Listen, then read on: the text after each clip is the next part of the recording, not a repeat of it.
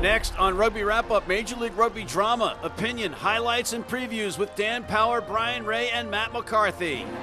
Rugby Wrap-Up brought to you in part by Sheehy Auto Stores. It's easy at Sheehy. The Pig and Whistle, the world's best rugby pub. And Lean and Limber, stretching your way to a healthier lifestyle. Hey everybody, and welcome back to Rugby Wrap-Up. Matt McCarthy in Midtown Manhattan, Bryan Ray happy up in Canada finally, and Dan Power looks like he's in front of the seawall in Seattle. Guys, doctor, did we have a good weekend of Major League Rugby. And Bryan, since your Arrows finally won on the road, let's talk to Dan first about the first game of the weekend. It was Friday Night Lights, home opener, Segra Field, Old Glory, bringing in the Free Jacks. Lots of red, white, and blue, Dan. Yeah, wasn't there? Those patriotic jerseys on both sides, I love it. I think I stood up and saluted 8 times in the first half alone as they went running down the field. It was brilliant. Got to tell you, Matt, I had some question marks around New England coming into this season. I'm erasing them game by game here because answers are coming my way. And I think the Free Jacks may be the real deal. There's a little bit of resolve in that outfit, in the defense in particular. And Bodine Walker, everything that man touches is turning to gold at the moment. He's a hot hand. And hopefully the Free Jacks, they've got a big test this week, but boy, they look good. And I feel for Old Glory. My heart hurts for OG, for Dougie. He's such a good man and the crew down there, but they hung tough in the first 40, but just couldn't stick with it in the second half. But yeah, tough times in the nation's capital. And again, that was a lot of red, white, and blue. Bryan, were you looking down from Canada with disdain about the patriotic nature of this particular matchup? Well, let's not forget that the Free Jacks actually had 4 outstanding Canadian qualified players out there leading the way. So it doesn't surprise me at all that they won. Echoing what Dan said, they were just an impressive performance. A couple little slip-ups here. Old Glory brought in Rohan Saifulloy at fly half, and he looks good. Obviously, just arrived, so you can't expect the guy to do everything, but they look certainly more potent in that back line with him and Penny Lasanga, the new winger as well. Some rapid feet on that guy, but he did throw one ball away for a try. Waka was unreal. The guy is on fire. Wow, they look like a good team, and like I said, we're going to have to talk about what's coming for them, those Free Jacks, up pretty soon. Old Glory, they're just a little bit, what's the word I'm looking for? Disjointed in defense. They just got to... They got to find their mojo in defense is the thing that's going to dig them out of this hole the quickest. So I think they'll be working on that in training this week. Next one up, we had Atlanta hosting New York at the Snake Pit. Great win for New York. ATL, I think I like the approach that they're taking in that they're kind of ramping up their offense a bit this year, but they're a little bit too loose right now. They just got to dial it down from 11 to like 9.5, maybe. I mean, they were winging balls over Andrew Coe, they're picking off 2 passes, 1 in for the try. You just got to be a little bit tighter, not just throw the ball away sometimes, but this was just a good game of rugby. Really exciting. I mean, this could turn out to be a preview of the Eastern Conference Final, the way these two teams are going. So nice to see New York. I mean, the first game, they really got hampered by that wind in Houston. So we got to actually see that back line throw the ball around a little more. And, man, Emery and Fuatai in that midfield are a bit of a handful. And then there's that Henfido fellow on the wing. The rolling piano. Goodness, unbelievable. So fun game. Good to see this one. And I can't wait to see these two play again later this season. Atlanta was down 17-0 and came roaring back to take a lead. And you thought, wow, they are going to vanquish New York the rest of this match. And then that didn't happen. No, it was a really good, and that's a sign of a good team. Like when you can have a lead, you lose it, you make corrections, you readjust very quickly, and then get back. Momentum it's a crazy thing. We've never really figured out momentum in sports, how you get it, how you keep it. For New York to turn it around, once you lose it, it's hard to get it back. And they did a great job getting that. Cool heads. Andy Ellis, Sam Windsor, I think that experience at that 9-10 just to slow the pace of the game down. And much to Brian's point about Atlanta, they almost looked like they were still playing Old Glory. Like they were the hot hand attacking everywhere in that game. And they were like, oh, it'll work. But New York, obviously a different beast altogether. But defensively, I've been pretty impressed. Atlanta's not the same defensive side that we saw last year, that rushing up defense, putting pressure on. They're still solid, but definitely not what we saw last year. Much more attacking minded, and that's a reflection of their change at head coach. But Man, big win for New York. I know that meant a lot to New York, and I know you're in New York, Matt. You know those guys. Losing that Eastern Conference by a point, it weighs on you for a long time. And to have a shot so early in the season to at least have some steps towards retribution was big for New York. I spoke to a couple of the guys after the game, and yeah, they felt really good about getting a win there on the road. A couple of big guns were missing for that Atlanta lineup, but they are deep, and both of those teams were deep because you saw Andy Ellis coming off the bench for the second week in a row. Connor Buckley back on his feet after getting knocked silly last week. It was just a broken nose. Just a broken nose, folks. It sounds kind of cavalier, but it's rugby. You break your nose. They're just doing it. And at 2-0 with Ellis coming off the bench, so that's pretty darn good. The next one up, Dallas's first ever home opener. This was a heck of an exciting game. Some crazy stuff in this one. A couple of the officiating decisions were, I'll just call them mystifying. I'm really pleased for Dallas to really put it to Houston. And, for a big portion of that second half, I was convinced Dallas was going to come away with and win it. And, I mean, they were winning until the 78th minute. So really heartbreaking for them. But, I mean, you can't fault Houston for how they performed in the last 10 minutes. They scored 3 times in like 7 minutes and all – they were all good tries. It wasn't like they stole anything away. I think Dallas, once they started bringing on those replacements in the second half, they don't quite have the depth and just kind of slipped away from maybe their defensive marking. But before that, they were looking confident. Full credit to them. And I have to say the atmosphere looked terrific in Dallas for the first game out. The field looked great. Everything looked perfect on TV. The only thing I'm going to say is turn that damn music off. You can't be playing music during a rugby game while the game is going on. I don't care who likes that stuff. Not for me. That's my only black mark against that game. But, you spoke of stealing. How about Danny Barrett stealing the ball all the time? And he's going to challenge your boy, Lucas Rumble, for poaching at the breakdown. What do you think of them apples? I can't disagree. The guy was unreal. And to be honest, I thought a couple of those calls against him were a little harsh. He was over that ball like it was unbelievable. And, at the end, he's kind of lying there getting a breather at the end. So I still think he's got to get his legs for 15s backs. But, man, Danny looks good so far. Yeah, great game. What a finish. Fairy tale stuff. I mean, you can't you feel there was a shot of Adrian Carlosar at the end, just inconsolable. And I don't mean to laugh. The guy's an absolute gem of a human being. And you just laughed at everything. And you just laughed at it. But it's just anyone who's played the game knows exactly where he's at that moment. I think someone walked over to help pick him up and he just shooed them away. 80 minutes. I shouldn't be feeling like this. I should be elated. That was our game. Man, defensively, they just shut off in that last 5 minutes. Like made some horrible defensive errors. And again, probably experience. Bryan mentioned it. The bench wasn't deep, and then fitness. Naposki was out with the ankle injury. Yeah, he's been good. Naposki again. Yeah. He's good pickup out of UCLA. So first pick overall. So good for him. Dallas, I've said they were going to be winless this year. I'm gonna redact that, and I think they're going to upset some teams. Then we had Austin, the Gilgronis, welcoming in those mountain men from Utah. And this one I thought was a little bit disappointing in terms of what Utah brought to the table. And the scoreline could have been a lot bigger if they didn't man up in defense. I thought the defense was pretty good, especially when they got backed up. I mean, they held up Austin, I think, 3 times. Over the goal line in that one. This was surprisingly kind of one-sided. I don't think the 24-10 scoreline really reflects how dominant Austin really were in this game. They spent most of the game in Utah's end. Utah was just back on their heels. Now, Utah didn't have loops there. They're Namibian fly half, so that certainly didn't help. I don't think they could quite play enough territory, but they just didn't have the ball. I mean, that's just a dominant Austin side right now, and I can't wait to see them play LA to see that game. But, I mean, Utah don't look bad, but Austin is just steamrolling everybody to start. I mean, what are you going to say? I think someone said they looked in mid-season form already, and you have to agree these guys look good. I'm a tequila guy, but the Gilgronis 3-0. Oh my God, how sexy is their scrum half Lauren as well? That guy looks like he was built in a lab.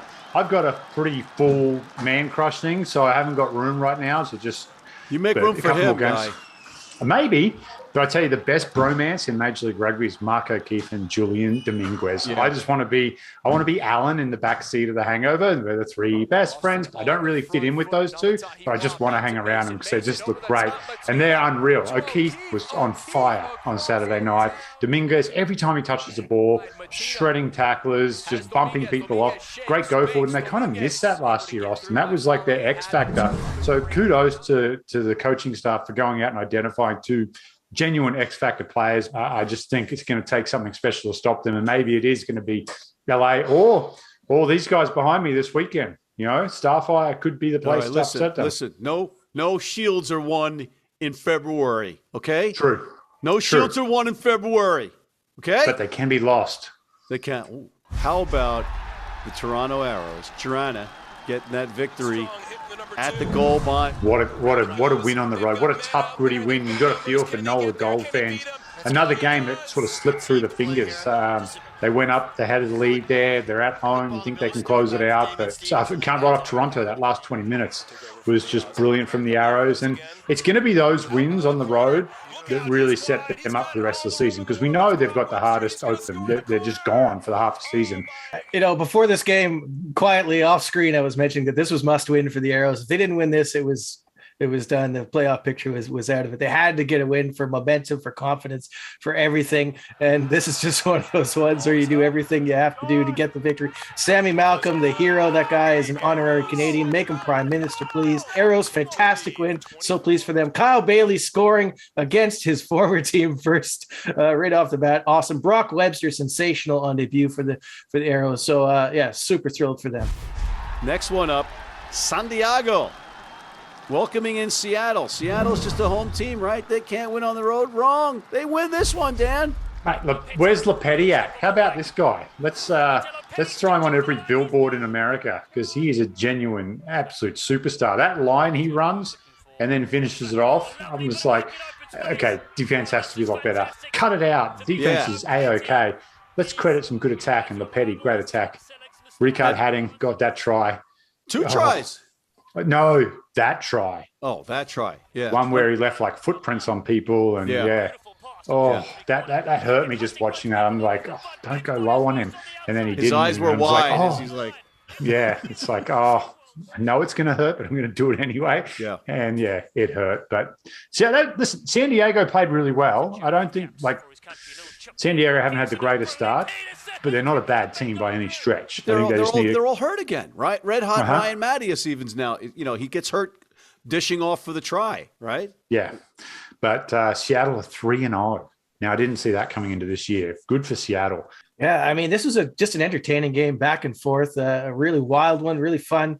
I mean, just echoing what Dan said, Lepetti, unbelievable. This kid is, I mean, where did he come from? You know, I've maybe seen him play once for St. Mary's beforehand, so I had no idea about this guy. Comes in straight to the Eagles, and then he's coming to MLR, and he's absolutely killing it. The story here is definitely Seattle's return to greatness. They look a good team this year. All right, let's take a quick break, and we'll be right back with previews of the upcoming action. Selling or trading in your vehicle? Sheehy makes it easy. With Easy Trade, start online or visit us in store. We want your vehicle, and we'll give you up to 125% of KBB value. It's easy at Sheehy. Sheehy.com.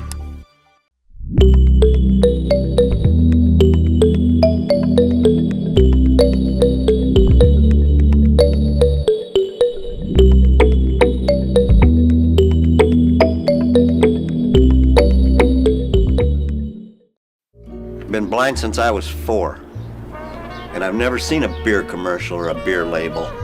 None of that stuff influences me. I drink beer because of the taste, and my beer's Pabst Blue Ribbon. It has the taste and the flavor. What do you think's on the label?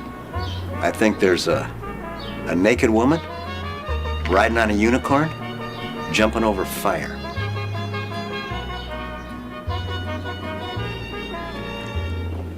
Oh, that's good beer.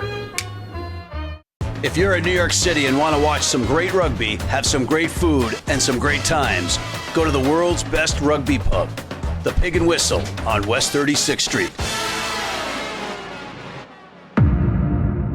And we're back with Mr. Bryan Ray and Mr. Gilgroniak. Dan Power now is a Seawolf fan.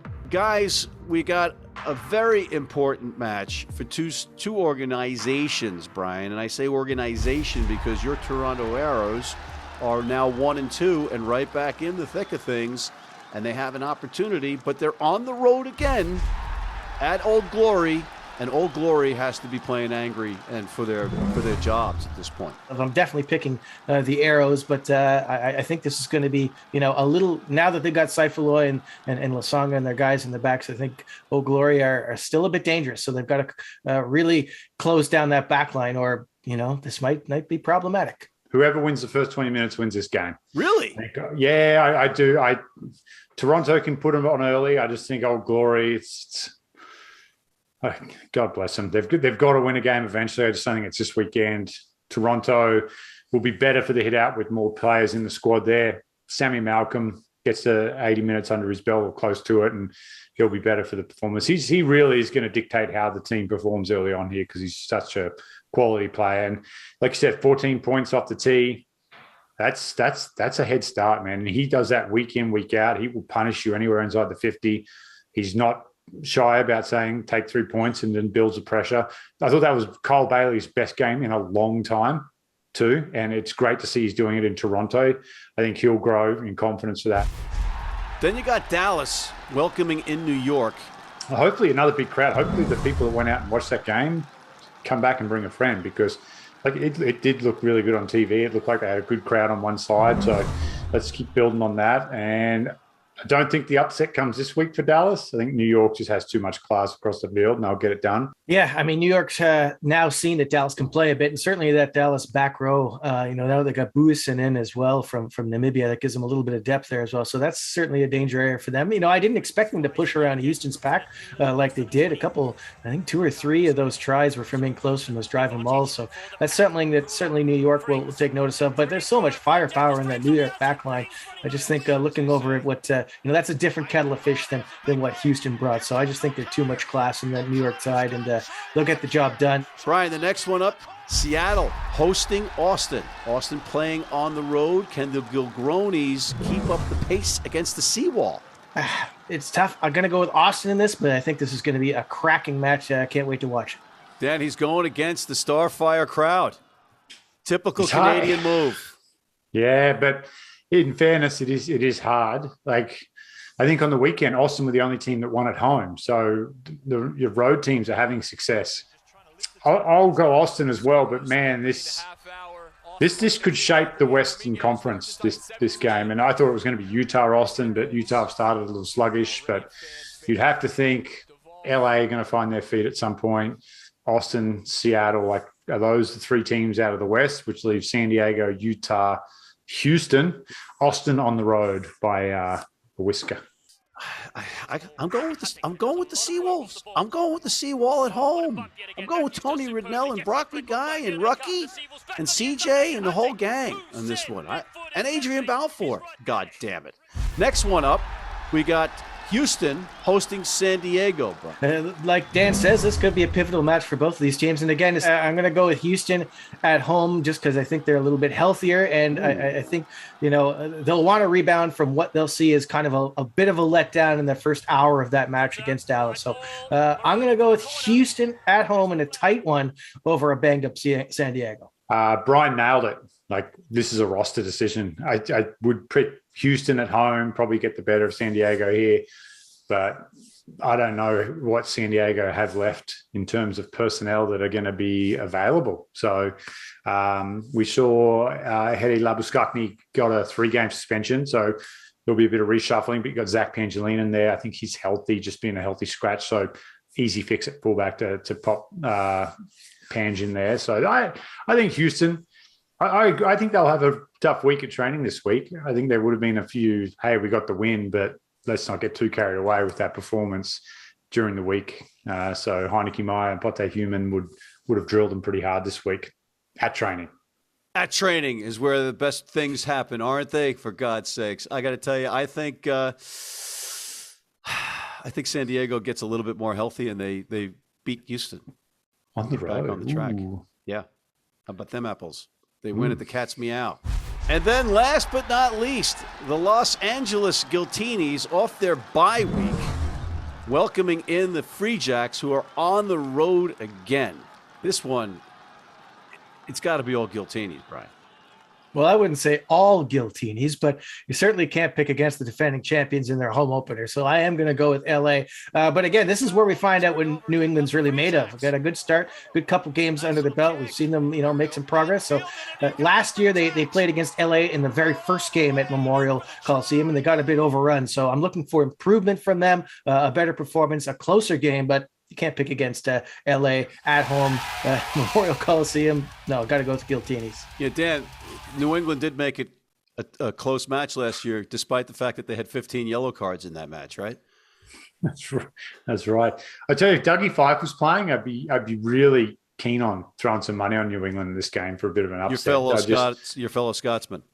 Hey, laddie, let's the embarrass an entire country with this accent.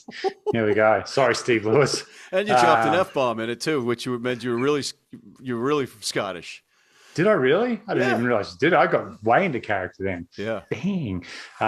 We could believe that. I'd have a little trundle on the Free Jacks if Fife was available. Ooh. But just quite how good was Mitch Wilson on the weekend? Like, steps in. That kid's unreal. Like, his brother's doing great things in Utah, but man, I thought they were going to miss Fife a lot more, but Mitch Wilson had an absolute blinder as well along Bodine Walker. So obviously you didn't see last week's show when Bryan scolded me and said, "What about Mitch Wilson?" Yeah, no, Brian's always been the common sense one on the show. We know that. Let's not get carried away. Valid point. I'll call an upset on the road. I'm going to Free Jacks by 1. Whoa. Yeah. Whoa. I just saw a photo of Eric Anderson. He's just so damn dreamy. Yeah, he is. He's the yacht cover model, yacht magazine cover model, Eric Anderson. The old Polo Ralph Lauren ad, with the sweater around his neck. They just keep going on, right? But and he's smart too, and he's a nice guy, which makes me really, really jealous. Anyway, I like the collars too. I had a little difficulty reading the numbers on the jerseys with the hoops going through them last week. I hesitated on calling Waka's name a couple of times, which is ridiculous. But for that reason, I'm going to pick the Giltinis. And there you have it. All right, fellas. We have some great rugby to look forward to. Intriguing matchups. I want to thank Mr. Bryan Ray, a smiling Bryan Ray with his victorious arrows, and Dan confusing people with his Seawolves allegiance or his Gilgroni allegiance. It doesn't matter. And me, I'm just going to keep going on all sides of the fence the whole season long, just trying to find that combination that works. Thank you, guys, and thank you for tuning in. Please sign up for our newsletter. Please check out our other segments, including the Rugby Odds and our College Rugby Wrap-Up. And please, please, please sign up for our Red Cross Blood Donor Team.